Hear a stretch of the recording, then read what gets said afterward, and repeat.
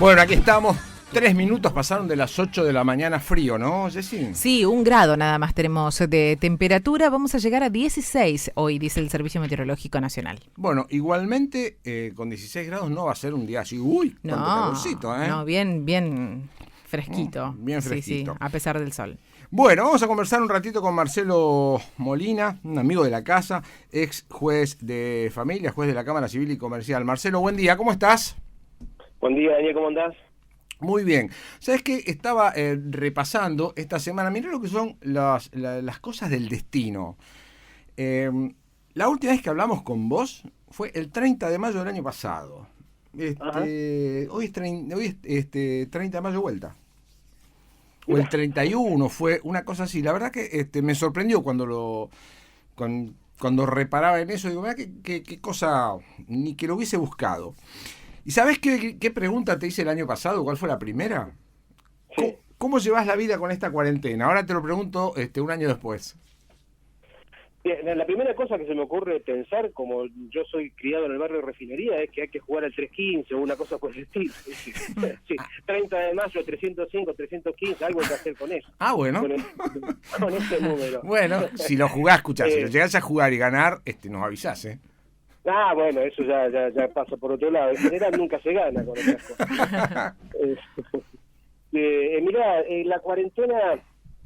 a ver, nosotros creo que no hemos tenido una sola cuarentena, digamos, ¿no? Esto ha tenido distintas etapas. Acá en Rosario, el año pasado, hasta octubre más o menos, que fue el pico, tuvimos un tiempo, ¿te acordás?, de bastante flexibilidad, después se cerró, se abrió. Es decir, hemos pasado por distintos momentos y en lo que tiene que ver con lo personal, a ver, me parece que uno vive en una situación distinta a muchísimos de los otros compatriotas, digamos, ¿no? O sea, yo he podido seguir trabajando, es más, el Poder Judicial, si bien tuvo momentos de mayor restricción, en realidad todos seguimos trabajando, en algunos de su casa, en mi caso personal, con bastante presencialidad por el cargo que uno ocupa, pero yo pienso siempre en los otros, ¿no? En el resto de la comunidad, aquellas personas que, bueno, tenían, no sé, pienso, las cantinas de los colegios, gente que no ha podido volver a tener su trabajo, la gente que está en teatro, la gente que está en espectáculos,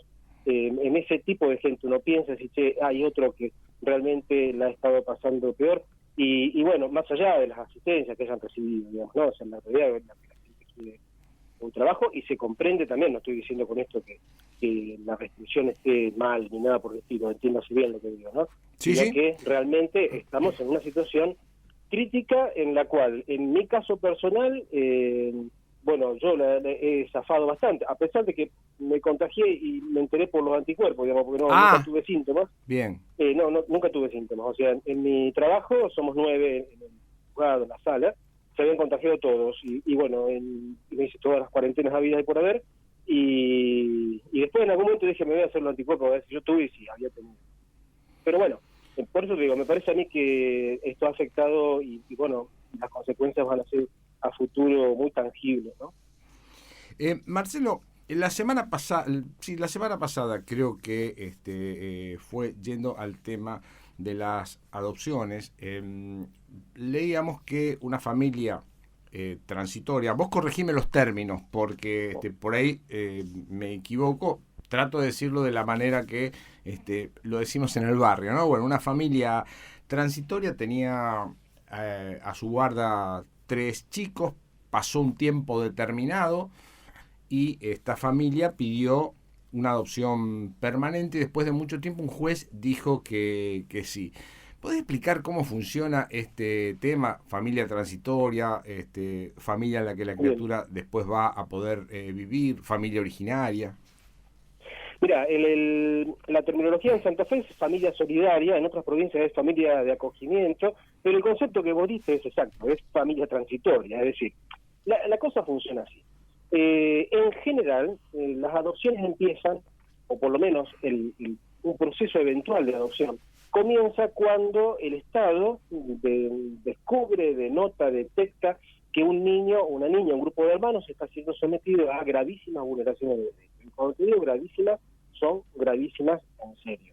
En esos casos, el Estado retira a esos niños de su hogar, que se llama medida excepcional, lo retira de su centro de vida y empieza un proceso que va acompañado por los jueces de familia para ver si este chico puede volver con su familia de origen o si tiene que ir hacia otro lado, como puede ser una tutela o puede llegar a ser una adopción, que es en general hacia donde terminan yendo este tipo de casos. En ese momento en que el Estado saca al chico de la casa, a algún lado hay que llevarlo, digamos, ¿no? En algún lugar tiene que continuar con su crianza, con su contención como niño. En general se trata de buscar a la abuela, al tío, al primo, a un hermano, a un padrino, a alguien, algún referente que lo pueda recibir. Si eso no se puede, el extremo son las instituciones, los hogares, que más allá del cariño que puedan poner las personas que trabajan allí, no es lo ideal. Entonces se buscó una alternativa, pero no es nueva, ¿no? Si uno recuerda los hogares de tránsito de hace décadas atrás, ya existía la institución. Uh-huh. Y esta institución es una familia que los reciba por un tiempo determinado, que tiene que ser breve, y ahora vamos a hablar de cuán breve tiene que ser, y que tiene que estar preparada para contener, para criar durante ese poco tiempo que esté, y además para desprenderse de ese niño o de esa niña para que continúe su vida en una familia adoptiva. Es dificilísimo ser familia solidaria, porque además requiere contención por parte del Estado, capacitación y una buena elección. ¿Sabe lo que sucede, Daniel? En algunos casos, la medida que va llevando el niño, esa medida excepcional, que va más allá de los plazos razonables, que en la ley dice 6 meses más 3 meses, estamos hablando de 9 meses, pero que en general se puede extender hasta 1 año, pero hay veces en que las personas están con niños, y los niños están con esas personas durante 1 año y medio, 2 años, 3 años, 4 años, y hemos tenido casos de 5 años apenas inició el sistema. En ese caso en particular, por lo menos acá en la provincia de Santa Fe, que tenemos muchos casos como lo que resolvió Gustavo Antero la semana pasada, nosotros nos ponemos del lado del niño. Es decir, Ajá.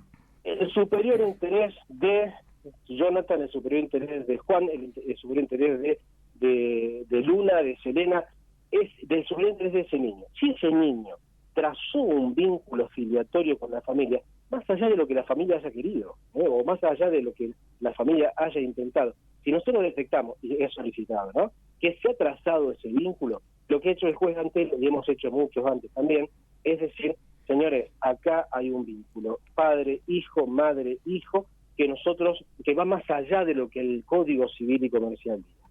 Porque, a ver, lo que dice el Código Civil y Comercial es totalmente correcto. Usted de familia solidaria no tiene que aspirar a ser la familia adoptiva, porque para la familia adoptiva hay un montón de gente que está esperando durante muchísimo tiempo. Ese principio está bien. Bueno, vos trabajás para esto, te especializaste para recibir y para desprender. Ahora bien, cuando la realidad te dice que pasaron 3 años y que en muchos casos la familia quedó a la deriva, quedó sin contención, quedó sin asistencia, nadie le brindó una atención psicológica, y ese chico trazó un vínculo, bueno, eso no se puede hacer. Ahora, eso no Marcelo, sí. digo, ¿por qué se llega, habiendo tantas familias que quieren adoptar una criatura, a que 1, 2 o 3 criaturas queden en casa de familia solidaria y no se resuelva más rápido el tema de la adopción permanente en tal caso? No sé si se llama adopción permanente, no sé cuál es el término. Sí, la adopción, digamos, la adopción así simple, digamos, con simples palabras, adopción. Mira, en eso hay un par de explicaciones para pensar.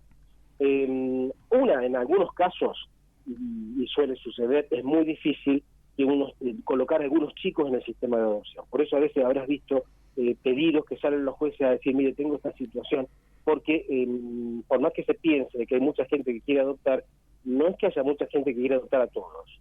La mayor parte quiere adoptar a bebés sanos, o chicos menores de 3 años sanos.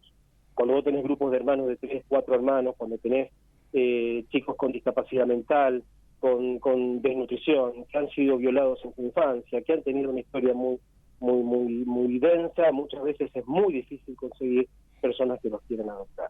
Entonces ahí los tiempos se van extendiendo necesariamente porque en algún lado los chicos tienen que seguir con su crianza.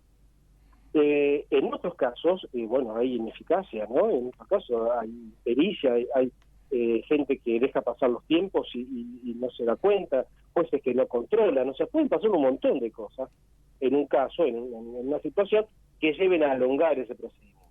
La verdad es que son muy pocos los casos estos, porque yo estoy haciendo un relevamiento en los jueces de la provincia y en estos años, que llevamos ya más de 11 años de aplicación de la ley de niñez, conté 10 casos, 12 casos de familias solidarias que terminaron siendo familias adoptivas. Así que en la cantidad de casos que se han tratado, la verdad que es un porcentaje muy menor. Lo que no quiere decir que no haya que tenerlo en cuenta.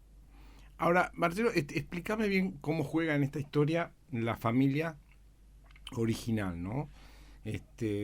Porque uno también escucha, a mí me ha pasado, ¿no? Pero hace ya muchos años, una persona había tenido una criatura y también pidió la adopción, y en un determinado momento la familia originaria dijo, no, el chico tiene que volver a casa. No sé bien cómo terminó después la historia, pero uno escucha a veces que alguien dice, no, este chico estaba bien ahora y mirá, volvió con estos padres, o lo llevaron con su madre, porque la madre siempre tiene la prioridad. ¿Eso cómo es?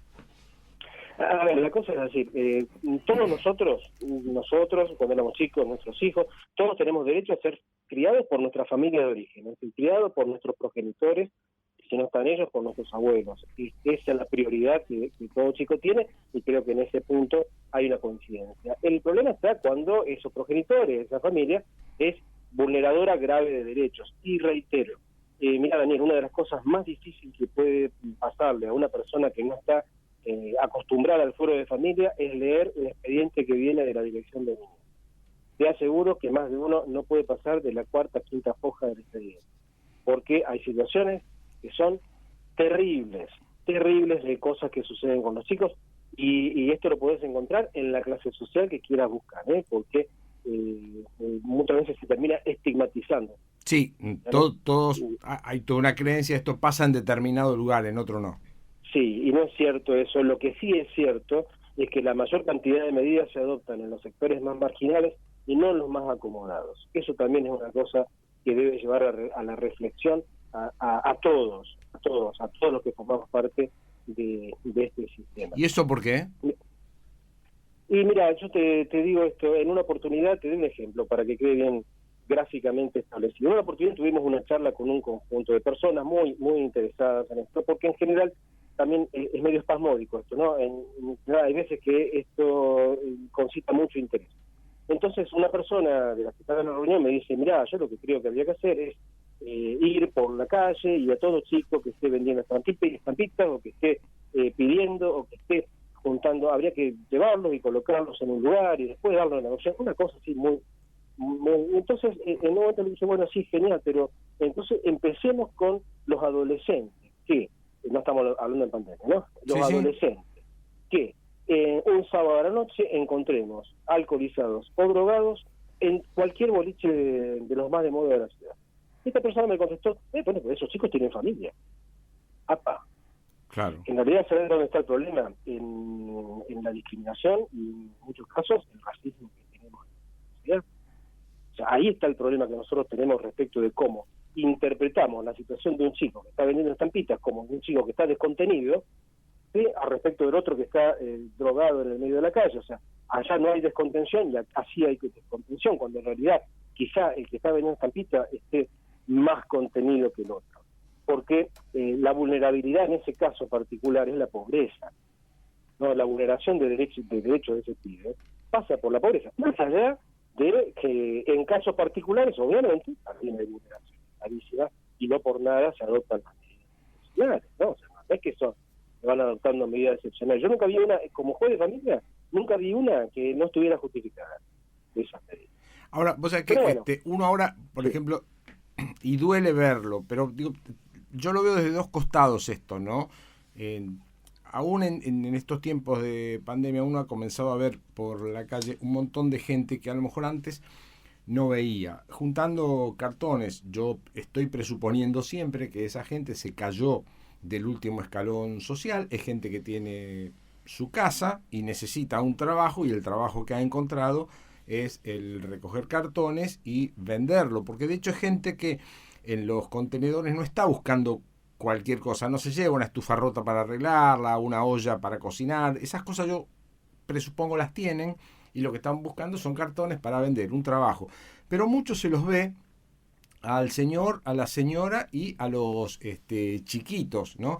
Entonces uno también piensa ahí, ese chiquito tiene que estar ahí, es la pobreza lo que lo lleva a estar ahí, no pueden hacerlo distinto, una situación que a mi modo de ver lo veo desde dos lugares, ¿no? Desde la necesidad por un lado y desde, bueno, están en familia en el último de los casos. Pero hay un punto ahí en lo que tiene que ver con la pobreza, etcétera, es que la familia también tiene que tener dónde dejar a sus hijos.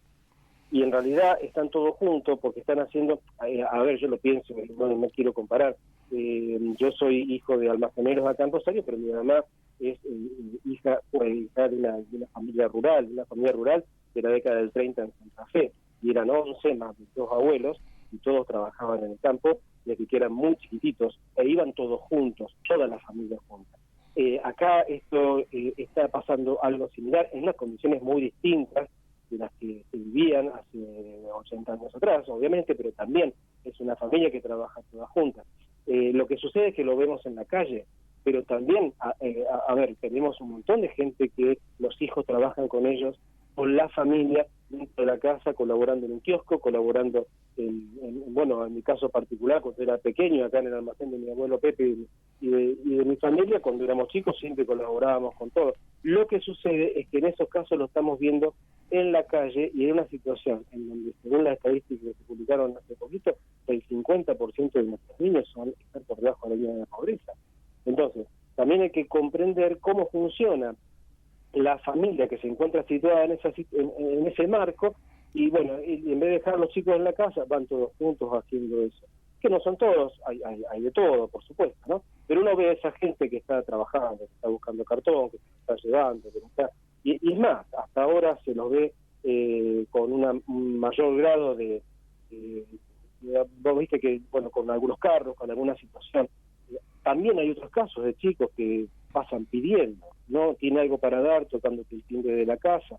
Y bueno, esa persona que viene a pedir algo, mucha gente le da, mucha gente los maltrata, mucha gente los desprecia, muchísima gente colabora, pero si te viene a pedir algo a la puerta de tu casa, yo tengo que pensar, en principio, que no tiene otra alternativa, ¿no? Está buscando eso y que no tiene alternativa. Mirá, un ejercicio muy lindo que se podría llegar a hacer y que es imposible, no lo que estoy diciéndolo como una hipótesis para la gente, es sentarse al lado de un defensor barrial del Poder Judicial, los que trabajan en los centros de distrito, y escuchar los relatos de la gente, o venir una semana en el despacho del juez de familia o de la Secretaría de Violencia Familiar y escuchar lo que pasa, y ahí te digo que la perspectiva del mundo te cambia.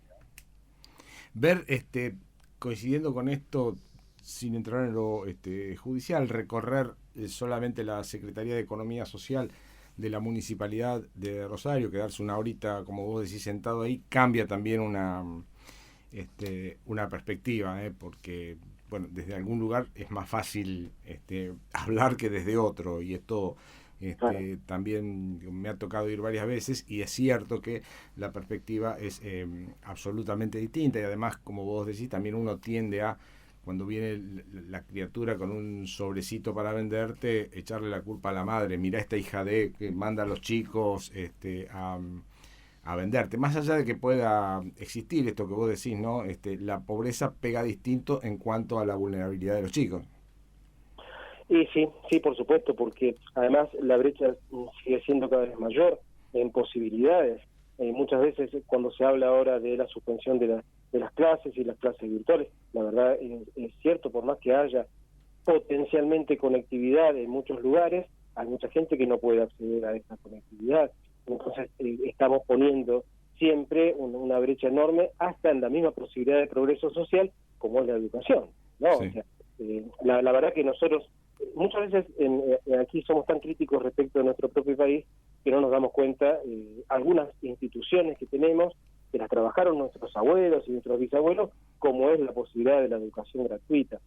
Eso realmente muchas veces no lo palpamos, y cuando vas a otros lugares muy desarrollados, y te encontrás con que esto no es así, y bueno, en otros países realmente el hijo de un almacenero y de una mujer criada en una familia rural, cuyos abuelos eran analfabetos, excepto mi abuela que sabía leer un poquito, jamás hubiera llegado a camarista. en otro país. Acá esto se logra porque tenemos todavía, con las falencias que tenemos, un sistema que responde. En salud, mirá, Daniel, lo que es en salud. Cuando uno va a otros países y mira, el sistema nuestro de atención a la salud, entonces empieza a valorar un poquito distinto cómo se atiende este tema. Te recomiendo una película vieja ya, se llama una película francesa, se llama Police, pero con dos S. Ajá. Mirala, buscala, en algún lado la vas a encontrar, y es sobre cómo trabaja niñez en Francia. Y cuando la mires vas a decir, acá no están tan mal. Ahora que me recomendás la película, porque siempre nos recomendás películas y libros, bueno, antes que me olvide, tenés una inmensa cantidad de gente que te ha dejado saludos durante la semana y hoy mismo. Ahora te manda saludos un señor llamado Pedro que me dejó, antes de terminar la nota, te voy a decir cuál es el número que hay que jugar. Sí, lo conoce desde la infancia, dice, en Barrio Refinería. Pero Pedrito Daulón. No sé. Daulón vos sabés que es hijo del orfebre que tuvo la ciudad de Rosario, Hipólito Daulón, que mucha gente lo va a recordar porque era el orfebre que trabajaba para toda la que son restauraciones de la iglesia y de muchísima gente que ha pasado por acá por la calle General 600 con la orfebrería de la familia Daulón. Sí, por supuesto, Pedrito. Bueno, después te vamos a contar qué número dice Pedro que hay que jugar, ¿eh? No es el que vos dijiste. Es al revés. Él sabe mucho mejor más que yo de Bueno, claro. Así que vamos a seguirlo a Pedro. Decime, Marcelo, ¿la pandemia hizo crecer los conflictos familiares y de pareja? Mira, yo creo que eso tiene dos aspectos. Digo, judicializado, claro, porque vos no andás por las casas de la gente. No, lo judicializado es relativo, digamos, ¿no? Los conflictos son más o menos siempre los mismos. Lo que pasa es que el encierro ha generado un mayor riesgo, especialmente en lo que es violencia de género, violencia contra la mujer. La situación de encierro, especialmente cuando la cuarentena fue más dura que la actual, que fue la primera que tuvimos, ahí sí se notó un recrudecimiento de ese tipo de situación. El año pasado hubo que hacer algunas modificaciones en la forma en que se atendía la violencia familiar. Nosotros, en general, se trataba de hacer con una atención muy personalizada, muy de recibir a la gente en el tribunal. Bueno, ahí hubo que hacer un cambio y se instrumentó de una forma que, de alguna forma, también facilitó la respuesta. ¿Sí? Acá en Rosario la respuesta en violencia es en la mañana. Vos en la mañana venís, en la mañana te llevan una respuesta. Por sí, por no, por traiga más prueba, una respuesta te lleva. Pero bueno, al informatizarse una gran cantidad de estas cosas, bueno, se brindó una respuesta quizás un poco más efectiva. Porque bueno, la pandemia tiene estas cosas, ¿no? Algunas cosas que son muy positivas. La virtualidad, el acceso a reuniones virtuales y a la recepción de denuncias hasta por WhatsApp, eso creo que es un tema que ha venido y viene para quedarse con gusto, ¿no? Marcelo, antes de terminar, bueno, vos escribiste un libro, ¿Cuánto tiempo es un tiempito? Hemos hablado muchísimas veces de aquel diálogo con esta criatura. Llevaste este libro al teatro. Ahora estamos en la segunda edición y además está en internet. Sí, tanto la primera como la segunda edición están disponibles en internet, tal cual están impresas, o sea, uno pone cuánto tiempo, un tiempito, libro y te va a mandar a una página que es ISSU, bueno, todo el mundo la conoce, es para poder leer libros, lo tenés exactamente como está impreso y disponible obviamente que en forma gratuita. Pero también tenés la obra de teatro disponible también gratuitamente en YouTube.